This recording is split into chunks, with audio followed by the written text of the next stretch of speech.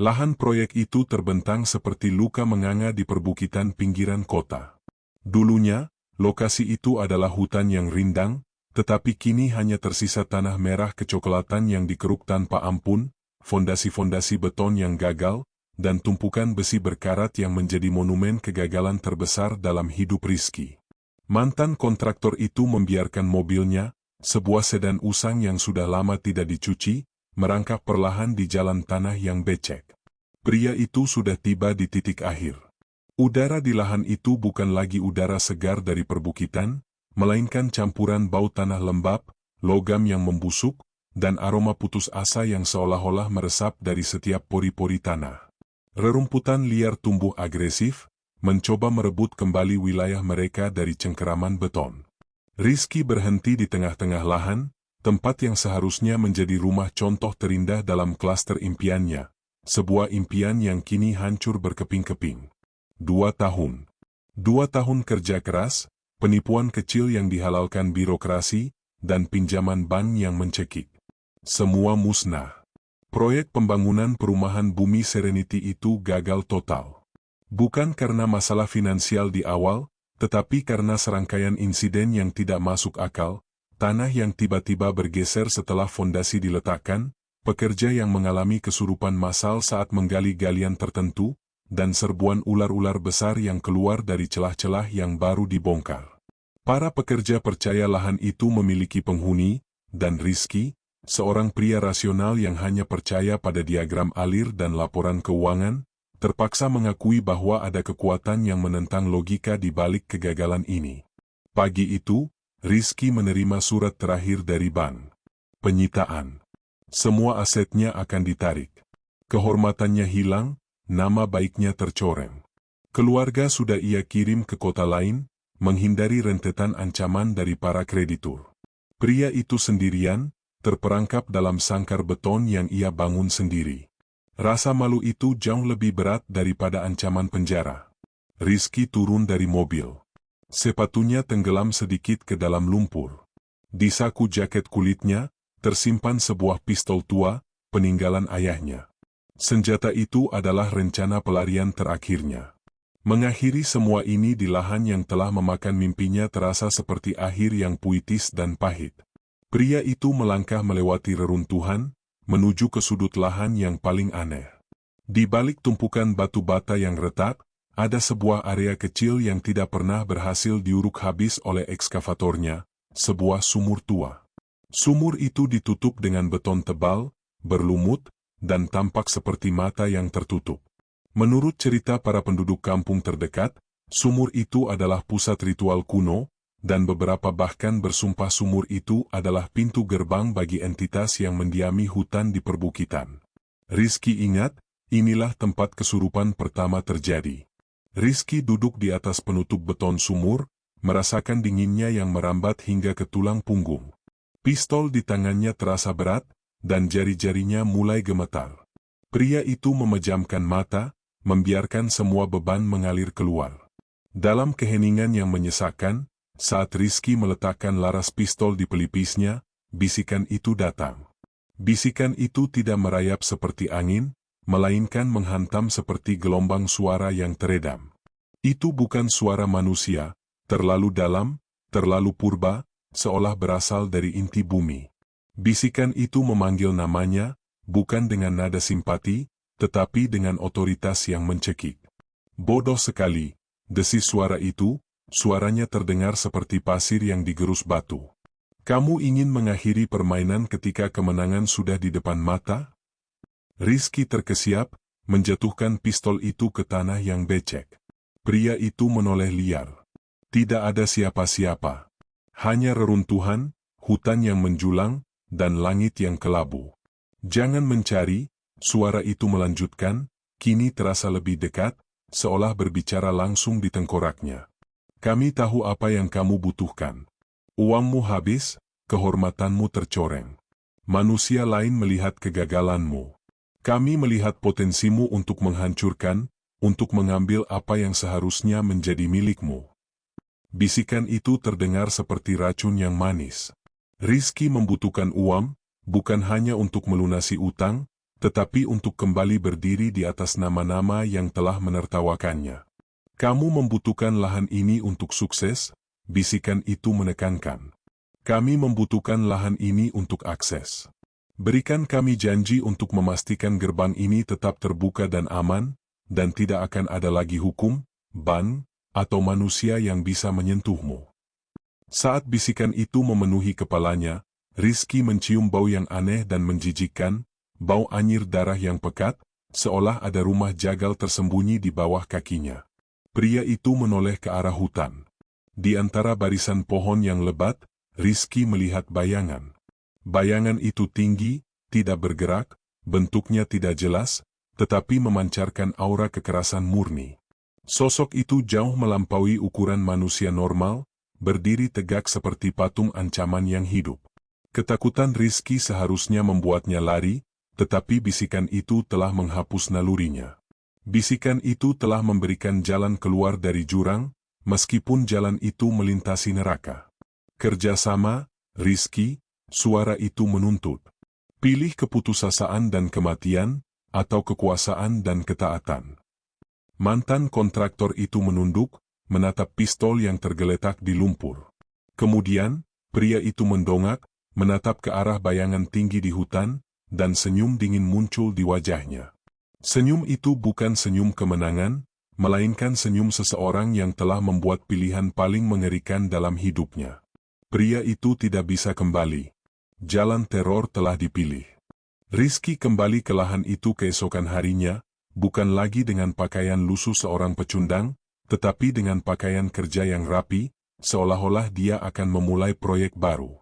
Namun, di dalam dirinya, tidak ada lagi optimisme bisnis, hanya ada campuran dingin antara ketakutan yang membeku dan ketamakan yang membara. Pria itu berdiri di tepi sumur tua. Tidak ada lagi bisikan yang merangkak. Hanya ada keheningan yang berat, seolah udara itu sendiri sedang menunggunya. Rizky tidak memanggil. Pria itu hanya berdiri, menunjukkan ketersediaannya untuk dibeli oleh kekuatan kegelapan. Tepat saat matahari mencapai puncaknya, menciptakan bayangan yang tajam dan gelap di reruntuhan, sosok itu muncul. Bukan dari sumur, bukan dari hutan, tetapi muncul begitu saja, seolah melangkah keluar dari lapisan udara di sebelah pohon yang tumbang. Inilah Panglima Hitam. Sosok itu memang tinggi, melampaui 2 meter, dan kehadirannya memancarkan gelombang kekuatan fisik yang brutal. Panglima Hitam mengenakan baju zirah yang terbuat dari material yang menyerupai kulit kayu yang disulam dan diikat dengan logam yang tampak kuno, berwarna hitam pekat. Wajahnya disembunyikan di balik helm pelindung yang diukir dengan simbol-simbol etnis yang asing dan mengancam. Di tangan sosok itu, tersandar sebuah tombak panjang dengan mata tombak yang melengkung dan tajam, tampak basah oleh cairan yang tidak bisa diidentifikasi. Panglima Hitam tidak terlihat seperti hantu, sosok itu terlihat seperti prajurit dari dimensi lain. Kamu datang, suara Panglima Hitam serak, dalam, dan tidak manusiawi. Kamu memilih ketaatan, bukan keputusasaan. Pilihan yang bijaksana. Rizky, yang merasakan darahnya dingin, berusaha mempertahankan ketenangan seorang kontraktor. Apa syarat pastinya? Dan apa yang akan saya dapatkan? Panglima Hitam tertawa, tawa yang menusuk gendang telinga, bergaung di beton yang retak. Kami adalah faksi yang ingin mengamankan pijakan di dunia ini. Lahan ini, yang gagal kamu bangun, adalah lokasi gerbang yang paling stabil. Kami membutuhkanmu, Rizky, untuk memastikan gerbang ini terbuka dan wilayah ini menjadi milik kami, tanpa diusik oleh aturan hukum kotamu yang bodoh. Panglima Hitam berjanji bahwa dana yang tak terbatas akan mengalir. Investor akan datang dari saluran yang tidak akan pernah dipertanyakan. Izin pembangunan yang tadinya mati akan hidup kembali dalam semalam. Proyek Rizky akan menjadi yang tercepat dan termegah yang pernah dibangun di kota itu. Sebagai imbalannya, Panglima Hitam menekankan, sumur ini, kamar rahasia ini, harus menjadi pusat kekuatan kami. Kamu harus membangun ruangan yang mengelilinginya, menjadikannya kamar terlarang yang tidak boleh dilihat manusia. Dan yang paling penting, jaga kerahasiaan kami. Panglima Hitam mengulurkan tangannya yang bersarung zirah. Kamu adalah budakku, Rizky. Jangan pernah berpikir kamu adalah mitra. Kamu adalah perpanjangan tanganku di dunia manusia. Jika kamu mengkhianati kerahasiaan ini, bukan hanya kamu, tetapi setiap orang yang kamu sayangi akan menjadi tumbal untuk menguatkan gerbang ini. Rizky tidak menyambut uluran tangan itu. Pria itu hanya mengangguk, mengakui penguasaan Panglima Hitam. Perjanjian telah disepakati, tanpa kertas atau tinta, hanya dengan kehendak dan ketakutan. Dalam hitungan minggu, keajaiban finansial itu terjadi. Dana segar mengalir dari sumber-sumber anonim yang aneh, tetapi sah secara hukum. Izin yang tadinya terkatung-katung tiba-tiba disetujui dalam waktu 24 jam. Proyek Bumi Serenity bangkit kembali, digerakkan oleh mesin-mesin baru dan pekerja-pekerja yang sangat efisien, terlalu efisien. Rizky segera membangun kamar terlarang di atas sumur tua itu, sebuah ruangan yang tidak memiliki jendela dan terbuat dari beton berlapis, disamarkan sebagai gudang material biasa. Di dalamnya, udara selalu dingin, dan sering terdengar bunyi gesekan logam yang samar. Namun, gangguan muncul dari masa lalu. Bagas, mantan mandor Rizky yang dipecat, kembali ke lokasi proyek, mengancam akan membongkar semua kejanggalan. Bagas tahu persis ada yang salah dengan sumur itu dan ia menuntut uang tutup mulut yang besar. Rizky mencoba menyuap Bagas dengan uang dari bunian. Pria itu menyadari, uang Panglima Hitam sangat efektif melawan manusia. Namun, Panglima Hitam tidak menginginkan uang. Panglima Hitam muncul di kamar terlarang, kehadirannya memenuhi ruangan. Kamu masih menggunakan cara manusia yang lemah, geram sosok itu. Aku membutuhkan kepatuhan total. Orang itu adalah intervensi. Dia melihat terlalu banyak. Saya sudah menyuapnya, tulis Rizky di papan tulis kecil yang ia gunakan untuk berkomunikasi. Tidak cukup, tolak Panglima Hitam, tombaknya digoreskan perlahan di lantai beton, meninggalkan bekas yang dalam. Dia harus diam. Hari ini juga. Rizky membeku. Kata, diam, itu memiliki makna yang lebih gelap dari sekadar suap. Panglima Hitam menuntut kematian. Mantan kontraktor itu menolak, menulis dengan tangan gemetar bahwa dia bukan pembunuh. Panglima Hitam hanya menunjuk ke arah jendela, di mana Rizky bisa melihat mobilnya. Kamu dan keluargamu terikat padaku. Jika kamu gagal mengamankan gerbang, aku akan memulai ritual korban di sini, dan kamu akan melihat siapa yang akan menjadi tumbal pertama. Rizky tersentak. Keluarga yang ia kirim jauh-jauh kini menjadi sandera spiritual. Pria itu tahu, dia tidak punya pilihan. Pagi berikutnya, Bagas menghilang. Rizky tidak melakukan pembunuhan itu. Panglima Hitam telah mengambil alih, meninggalkan pesan bunuh diri palsu yang rapi dan logis di pondok Bagas. Namun, di dalam kamar terlarang, Rizky menemukan setetes cairan merah pekat di ujung tombak Panglima Hitam. Darah. Rizky tahu dirinya kini telah menjadi kaki tangan, terikat pada kejahatan yang tidak bisa ia hindari. Proyek Bumi Serenity yang bangkit dari kegagalan kini dibangun di atas darah dan teror. Keberhasilannya adalah kutukan, dan Panglima Hitam telah mencetak label tersangka pembunuhan tak terlihat di dahi Rizky. Kehidupan baru Rizky terbagi menjadi dua semesta yang kontras.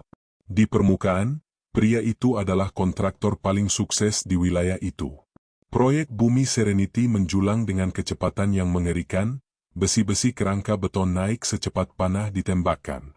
Rizky adalah raja di lokasi proyeknya, dikelilingi oleh pujian investor dan senyuman pejabat yang kini tunduk.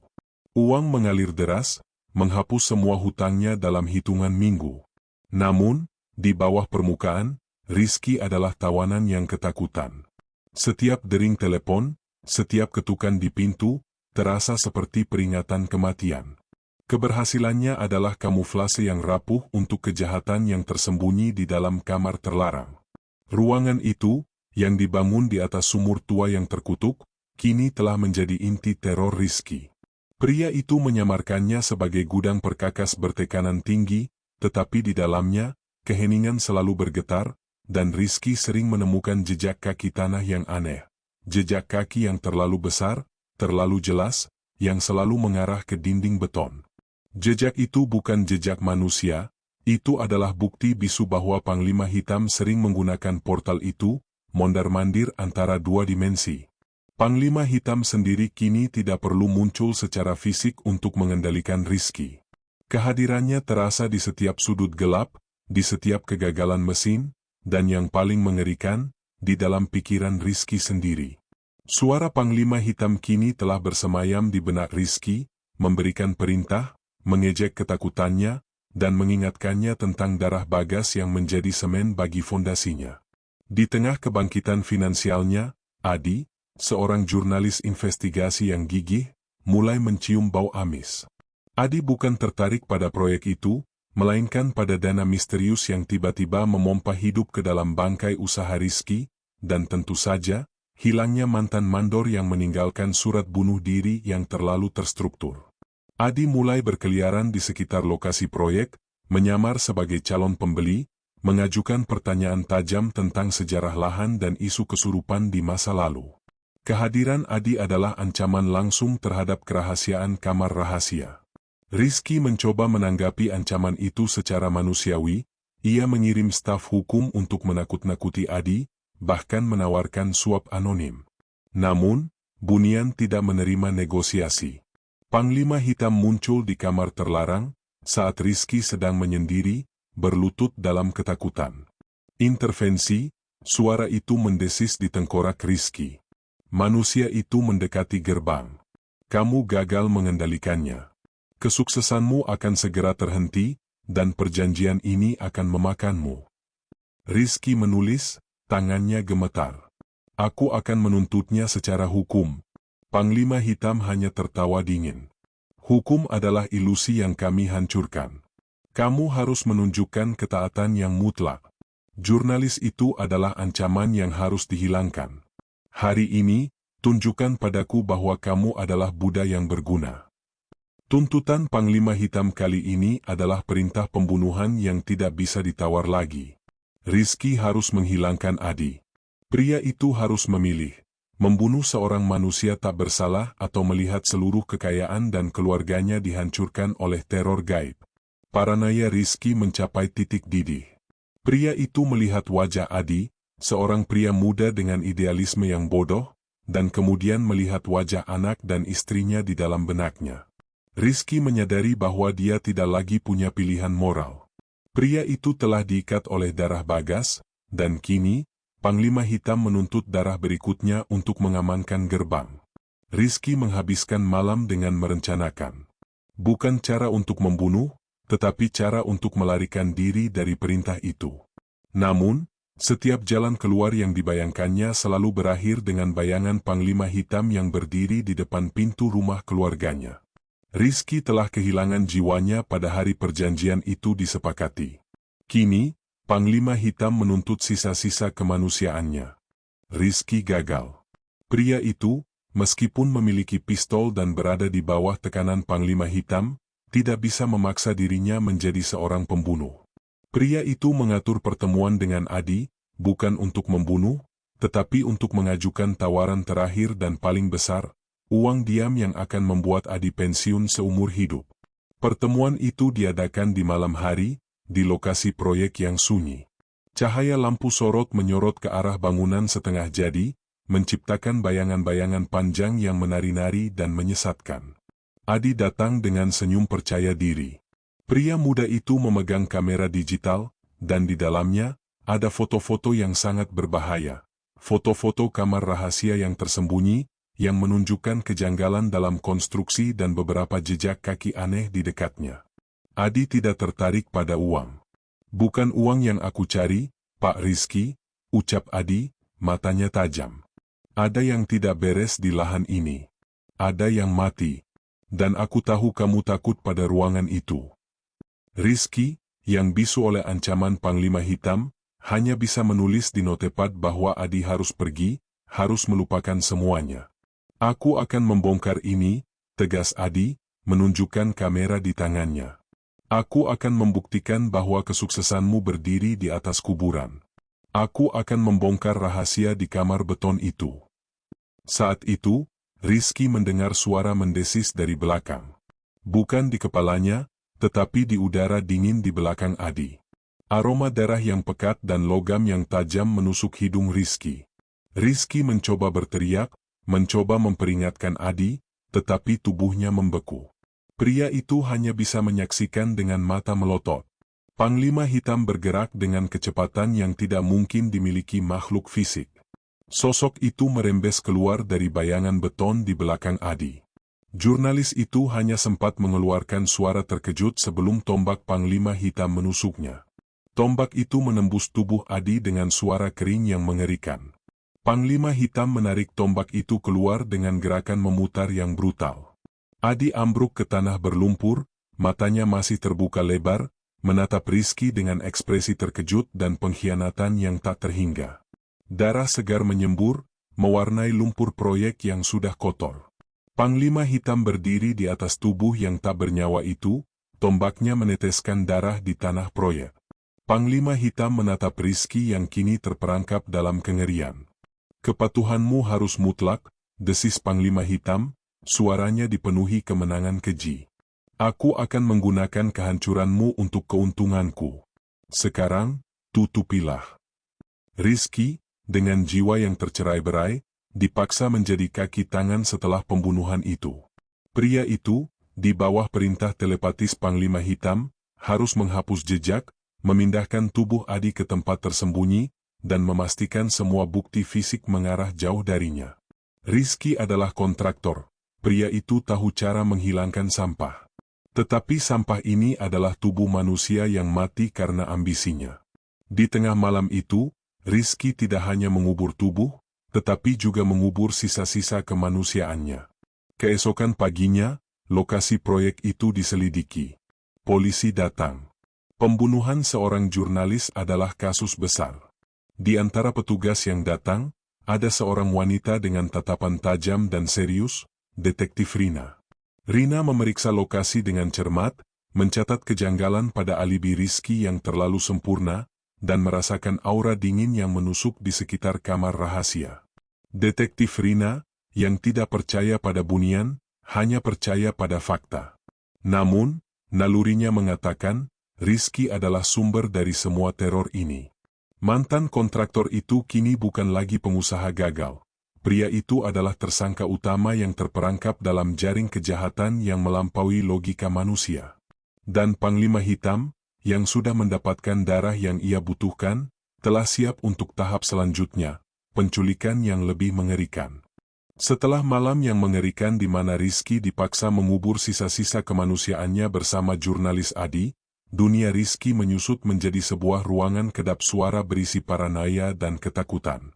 Proyek pembangunan bumi Serenity kini adalah lokasi pembunuhan, dan setiap kerikil di sana terasa seperti mata yang mengawasinya. Penyelidikan resmi dimulai dengan gencar. Rizky menjadi sasaran utama, tetapi Panglima Hitam telah memastikan cover-up yang hampir sempurna.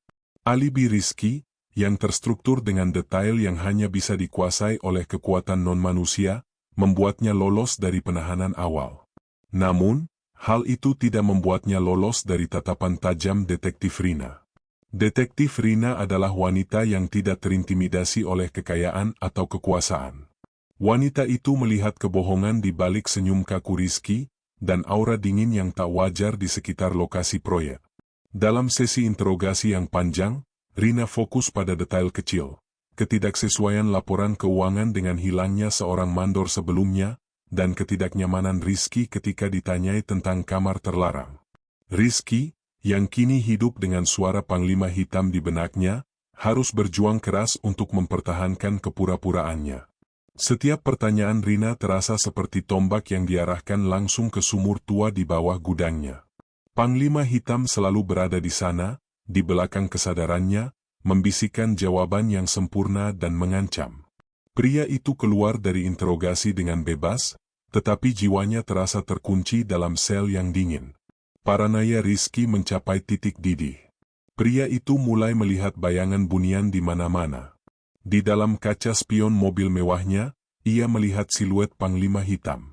Di tengah keramaian pusat perbelanjaan, ia melihat sekelompok orang, terlalu tenang, terlalu tinggi, terlalu aneh, yang diam-diam mengawasinya.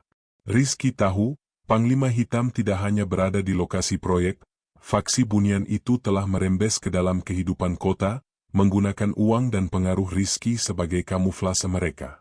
Ketegangan mental ini mulai mempengaruhi pekerjaan fisiknya. Proyek Bumi Serenity yang awalnya mulus kini mulai mengalami kecelakaan kecil. Pekerja jatuh dari ketinggian, kabel listrik korslet di kamar terlarang. Ini bukan kegagalan Bunian, ini adalah peringatan dari Panglima Hitam untuk mempertahankan fokus. Panglima Hitam tidak puas hanya dengan darah Adi.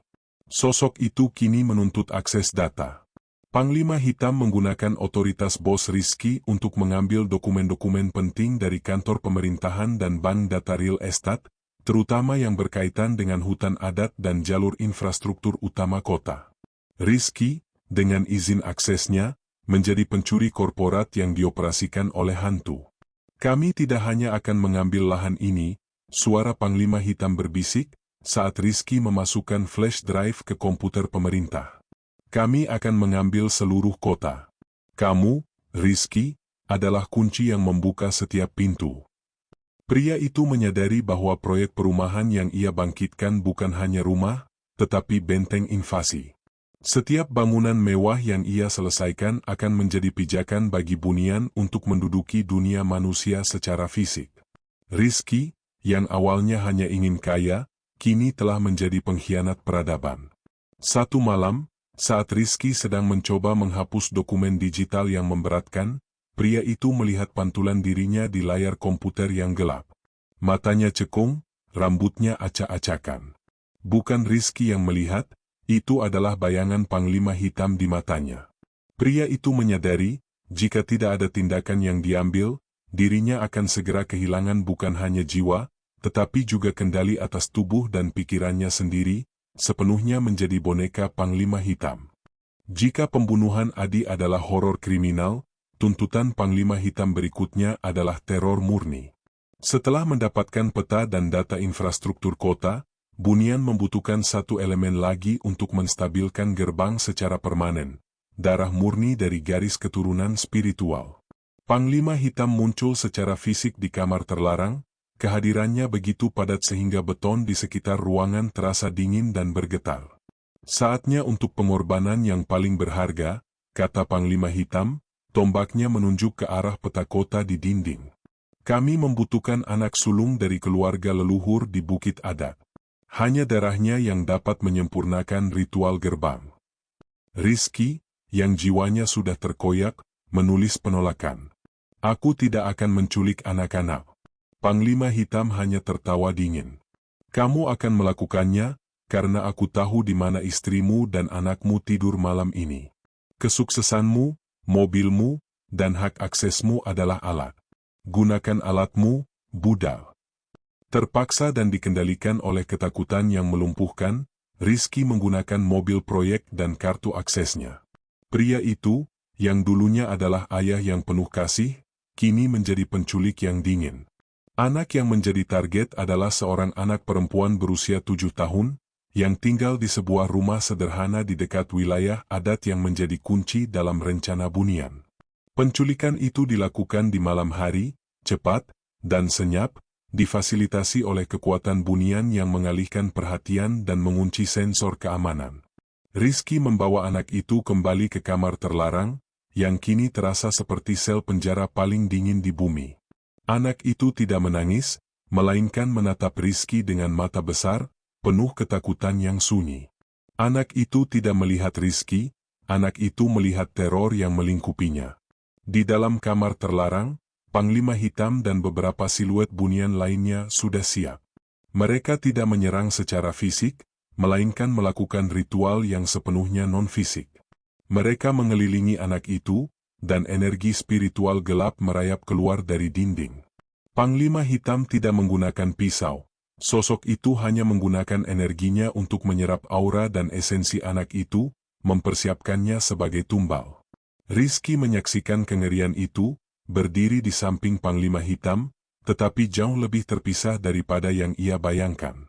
Pria itu melihat kaca benggala di wajah anak itu, kaca benggala yang juga ia lihat di wajah Adi sebelum terbunuh. Pada saat itu, cahaya moral terakhir Rizky menyala. Melihat anak itu tak berdaya, Rizky menyadari harga dirinya tidak lagi sebanding dengan kekayaan. Pria itu sudah menjadi pembunuh. Membiarkan anak tak berdosa menjadi korban spiritual adalah kehancuran mutlak yang tidak bisa ia terima. Rizky tahu, ia harus mengkhianati Panglima Hitam. Saat Panglima Hitam dan bunian lain fokus pada ritual yang membutuhkan konsentrasi penuh, Rizky menyelinap ke sudut ruangan, ke arah kotak material yang ditinggalkannya di sana. Di sana, tersembunyi sebuah detonator dan bahan peledak cadangan. Pria itu tidak akan melarikan diri, pria itu akan menghancurkan segalanya. Di tengah dengungan spiritual bunian, Rizky membuat keputusan akhir. Pria itu tidak bisa menyelamatkan dirinya atau kekayaannya. Tapi dia bisa menghancurkan gerbang dan mengubur Panglima Hitam di bawah reruntuhan ambisinya sendiri. Rizky tahu, kesempatan untuk memberontak hanya ada sekali, saat Panglima Hitam dan pengawalnya fokus pada ritual yang sangat intens. Di dalam kamar terlarang, bunian-bunian itu berdiri mengelilingi sumur tua, sementara anak yang diculik terikat, auranya perlahan diserap oleh energi spiritual yang jahat. Panglima Hitam, dengan tombak yang diletakkan di lantai, memimpin ritual itu, suaranya kini bukan bisikan, melainkan kumandang purba yang bergetar di seluruh beton ruangan. Rizky, bergerak dengan insting bertahan hidup yang dingin, merangkak menuju kotak penyimpanan material. Tubuhnya sakit, tetapi pikirannya kini jernih. Panglima Hitam telah mengambil alih begitu banyak kendali sehingga Rizky merasa seperti robot yang bebas untuk terakhir kalinya. Pria itu mengambil bahan peledak darurat yang seharusnya digunakan untuk memecahkan batu besar, dan sebuah detonator nirkabel kecil. Rencananya sederhana dan mematikan, menghancurkan sumur tua, menghancurkan fondasi proyek, dan mengubur Panglima Hitam di bawahnya. Pria itu berhasil memasang bahan peledak di dasar sumur, tempat retakan paling lemah, saat bunian masih terfokus pada ritual. Rizky tahu, ledakan itu akan memutus akses bunian secara permanen, tetapi juga akan menghancurkan seluruh klaster perumahan yang telah ia bangun. Itu adalah pengorbanan total atas ambisinya. Misi Rizky yang utama adalah menyelamatkan anak itu. Saat Rizky kembali ke pusat ruangan untuk mengambil anak itu, ia membuat kesalahan krusial. Rasa lega yang muncul karena berhasil memasang peledak, sekecil apapun, memecah konsentrasinya. Panglima Hitam seketika merasakan adanya pergeseran energi di ruangan itu. Sosok itu menghentikan ritualnya dan berbalik, matanya di balik helm zirah menyala merah, bukan karena amarah, melainkan karena pengkhianatan. Pengkhianatan yang menyedihkan, desis Panglima Hitam, suaranya kini mengandung kekuatan fisik yang mampu mengguncang udara. Kamu pikir budakku bisa melarikan diri? Panglima Hitam tidak bergerak cepat, melainkan dengan kekuatan yang merayap. Bunian-bunian lain yang mengelilingi sumur seketika berubah menjadi siluet agresif, perisai yang bergerak untuk melindungi gerbang. Konfrontasi tak terhindarkan. Panglima Hitam melangkah maju, tangannya mencengkeram tombak. Kamu adalah jembatan yang ingin menghancurkan dirinya sendiri. Aku akan memberimu keinginan itu. Rizky berteriak tanpa suara, mencoba memicu detonator nirkabel di tangannya, tetapi Panglima Hitam lebih cepat. Sosok itu menghantamkan tombaknya ke lantai. Gelombang kejut gaib menerjang Rizky, melemparkannya ke dinding beton. Detonator terlepas dari genggaman Rizky, jatuh ke sudut ruangan. Panglima Hitam kini berdiri di atas tubuh Rizky, memamerkan kekuasaan penuhnya. Sosok itu mengangkat tombaknya, tidak untuk membunuh, tetapi untuk menyiksa. Lihatlah sekelilingmu, jembatanku, kata Panglima Hitam, suaranya penuh kepuasan. Perumahan ini, megah dan indah, akan menjadi pusat invasi kami. Setiap rumah yang kamu bangun akan menjadi kandang untuk manusia-manusia lain. Kamu telah menjual kotamu sendiri. Panglima Hitam mulai menyiksa Rizky, bukan dengan tombak, melainkan dengan kekuatan spiritual yang menyebabkan rasa sakit membakar di setiap sel tubuhnya, menguras tekad Rizky. Namun, rasa sakit itu hanya memperkuat tekad Rizky yang terakhir. Pria itu, dengan sisa tenaga, merangkak ke arah anak yang terikat. Pria itu harus membebaskan anak itu. Melihat tekad Rizky, Panglima Hitam menyeringai. Panglima Hitam mengizinkan Rizky meraih anak itu, sebuah gerakan yang fatal. Saat Panglima Hitam lengah sejenak, Rizky, yang sudah memeluk anak itu, melompat ke arah detonator yang tergeletak di lantai. Tekadnya kini adalah ledakan. Pria itu berhasil menekan tombolnya. Suara ledakan yang terjadi berikutnya bukanlah gemuruh biasa. Itu adalah raungan bumi yang tertahan. Sumur tua, yang merupakan inti dari gerbang, meledak, menghancurkan fondasinya. Kamar terlarang itu sendiri ambruk. Batu-batu beton menimpa bunian-bunian lain, sementara Panglima Hitam, yang terkejut dan terluka oleh kekuatan ledakan yang tak terduga, melolong kesakitan. Rizky melindungi anak itu dengan tubuhnya saat ledakan dan reruntuhan terjadi. Mereka berdua terlempar keluar melalui celah yang terbuka, lolos dari kamar terlarang yang kini menjadi puing. Panglima Hitam, yang terluka, segera menghilang ke dalam sisa-sisa reruntuhan, dipenuhi amarah yang membara. Rizky, selamat, tetapi terluka parah dan terperangkap di bawah tumpukan puing, memeluk sandera yang berhasil ia bebaskan. Rizky terbaring di bawah tumpukan puing-puing beton, tubuhnya sakit luar biasa, tetapi rasa sakit itu terasa murni, sebuah penebusan yang ia sambut. Di sampingnya, anak yang diculik itu menangis terseduh-seduh. Ledakan di kamar terlarang telah menyebabkan kekacauan total di lokasi proyek. Alarm berbunyi, lampu sorot berkedip gila-gilaan, dan para pekerja mulai berdatangan dalam kebingungan. Mengetahui bahwa Panglima Hitam mungkin masih hidup dan akan segera memburunya, Rizky mengumpulkan sisa tenaganya. Pria itu berhasil merangkak keluar dari reruntuhan, menyeret anak itu bersamanya. Rizky tahu, kembali ke kekayaan dan kekuasaan berarti kembali ke neraka. Pelarian harus total. Pria itu membawa anak itu menjauh dari lokasi proyek, ke jalan raya terdekat, jauh dari pengaruh bunian. Setelah memastikan anak itu aman, Rizky melakukan hal terakhir yang tidak pernah terpikirkan olehnya, menghubungi polisi. Dengan tangan yang gemetar, ia menggunakan ponselnya, bukan untuk meminta bantuan, tetapi untuk menyerahkan diri. Pria itu menghubungi detektif Rina secara langsung, meninggalkan lokasi penemuannya dan pesan samar, anak itu aman. Saya yang menculiknya. Datanglah ke sini sekarang. Saya akan bercerita tentang kejahatan yang lebih besar. Detektif Rina tiba di lokasi yang Rizky sebutkan. Rina menemukan anak yang trauma itu, aman, dan Rizky yang terluka parah, berlumuran darah dan debu, tampak seperti orang gila yang baru keluar dari perang. Detektif Rina, meskipun skeptis terhadap bunian, tidak bisa mengabaikan fakta, anak hilang telah ditemukan, dan seluruh proyek pembangunan Rizky hancur total secara tiba-tiba. Rina membawa Rizky ke markas polisi dan menempatkannya di ruang interogasi. Rizky, yang sudah kehilangan segalanya, menceritakan seluruh kisah mengerikan itu. Tentang Panglima Hitam, tentang perjanjian, darah Bagas, pembunuhan Adi, dan sumur tua. Ceritanya terdengar gila, tetapi detektif Rina melihat kebenaran di mata Rizky yang penuh penyesalan.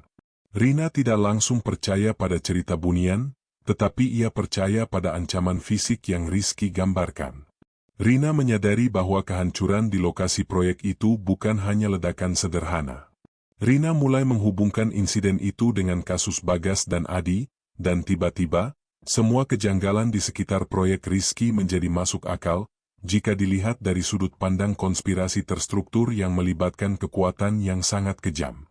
Setelah dibebaskan dari interogasi awal, Rizky dan Rina, yang kini berada di sisi yang sama, mencari bantuan dari sumber yang paling tidak Rizky hormati dulu, tetua adat kampung. Tetua adat mendengarkan cerita Rizky dengan mata yang tenang dan mengetahui. Kami sudah tahu lahan itu tidak boleh diganggu, kata tetua adat. Perjanjian itu telah memakan jiwamu, anak muda. Panglima Hitam adalah faksi teror di antara bunian, yang ingin mengambil alih dunia kita. Tetua adat menjelaskan, sumur tua yang hancur itu hanyalah satu dari 7 gerbang pembatas yang melindungi kota dari invasi bunian. Dengan gerbang utama hancur, Panglima Hitam akan semakin lemah, tetapi juga semakin brutal dan putus asa untuk membuka gerbang yang tersisa. Tetua adat menawarkan bantuan spiritual terakhir, simbol suci dan mantra adat yang dapat menutup sisa-sisa gerbang secara permanen, tetapi ritual itu harus dilakukan di lokasi pusat kekuatan bunian yang tersisa.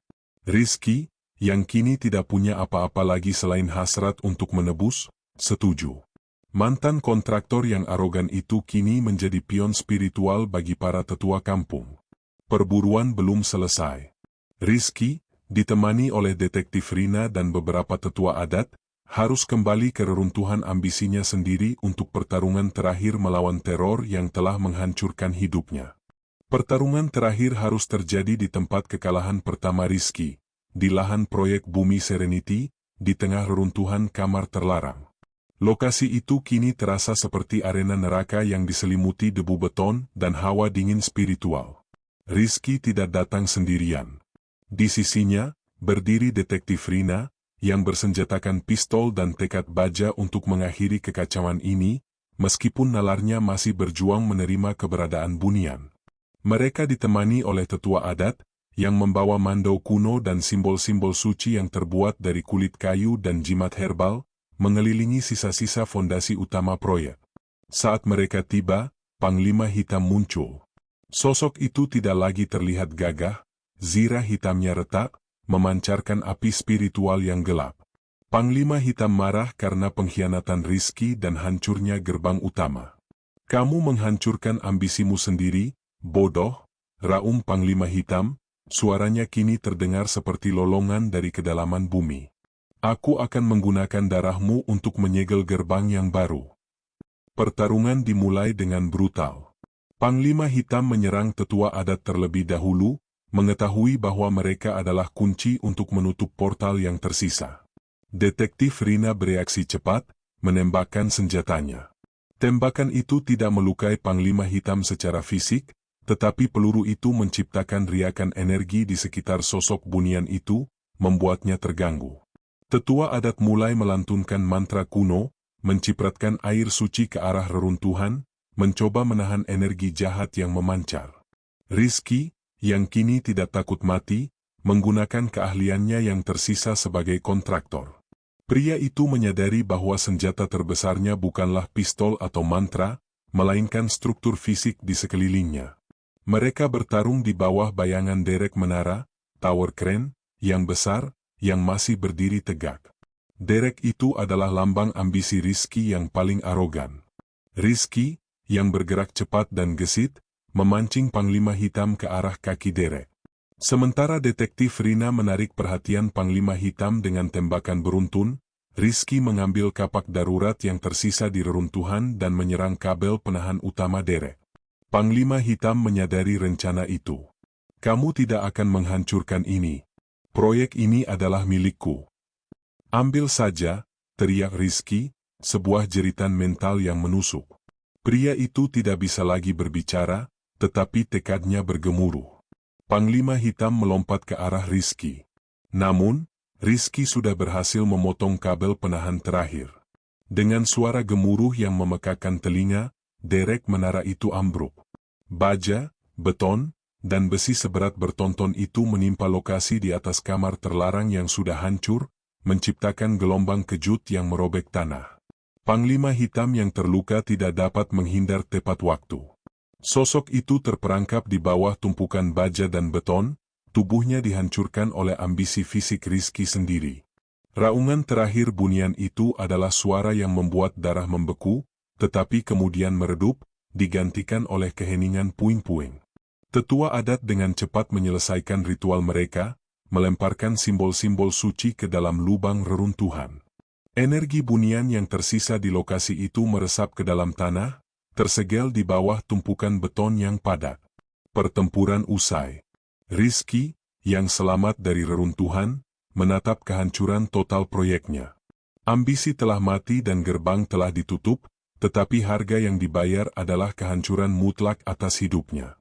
Pria itu kini bersiap menghadapi konsekuensi terberat, dunia manusia. Pagi tiba, memperlihatkan kehancuran total di lokasi Bumi Serenity. Puing-puing, darah, dan kekacauan adalah warisan akhir Rizky. Detektif Rina, meskipun menyaksikan pertarungan gaib itu, harus berurusan dengan fakta di dunia nyata.